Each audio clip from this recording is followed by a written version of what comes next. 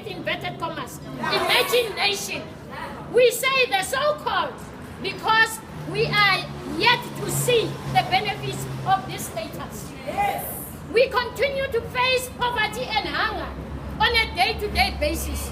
The impact of climate change on food production and provision, amongst others, makes the affordability, accessibility, availability, and cost of production very expensive, especially for women. Yes. Any deal on climate finance must not exclude South Africa as a recipient. Yes.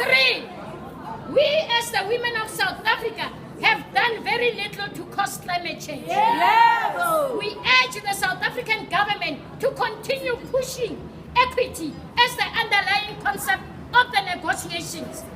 Developed countries should assume responsibility for historical emissions and provide the necessary remedies such as ambitious emissions reductions and support for developing country adaptation interventions. Impacts of climate change, which includes drought and floods, also have a severe impact on women and children.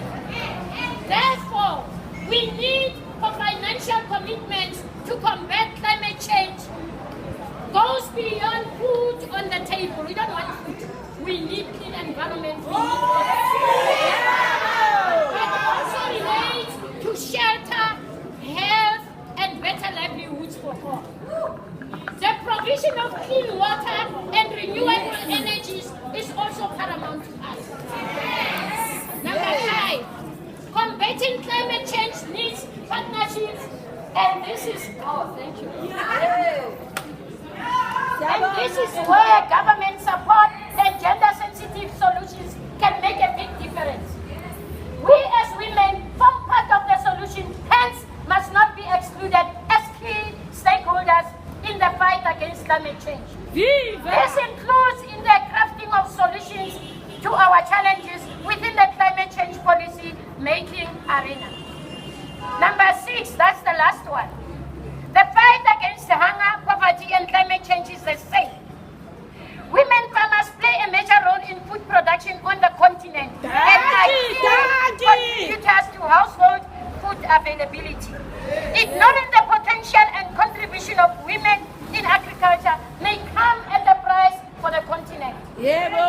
Unfortunately, women farmers face severe constraints as compared to their male counterparts when it comes to accessing productive resources such as land, credit, technologies, and information. Policies at national and international level must ensure that these barriers are removed. Thank you. Climate change is already making our lives harder. You can see I'm changing. It is the single biggest threat to the fight against hunger, and left unchecked will see us all facing harm. The science is ambiguous. Climate change is a race against time and action. In the next 10 to 15 years, to significantly reduce emission is critical. Every year of delay costs lives. We are at least responsible for climate change. As such, government of South Africa must ensure that Paris Agreement has the goal of keeping global temperatures below 1.5 degrees Celsius or even below 2 degrees Celsius stays within the reach. Governments in Paris must not squander the opportunity to avert runaway climate change, but instead build humanity's capacity to secure safe and dignified lives for all. Nothing about us without us. Nothing without us about us.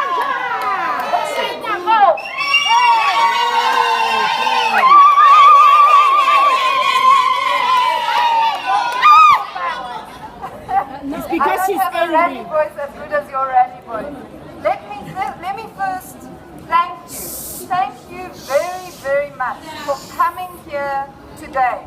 Thank you for your posters. Thank you for your messages, because these are exactly the messages that we are taking to COP21 as South Africa. And I wish that you could all come to Paris to help us. Yes, we And should. strengthen our position in Paris. It's Yeah. going to be a tough negotiation.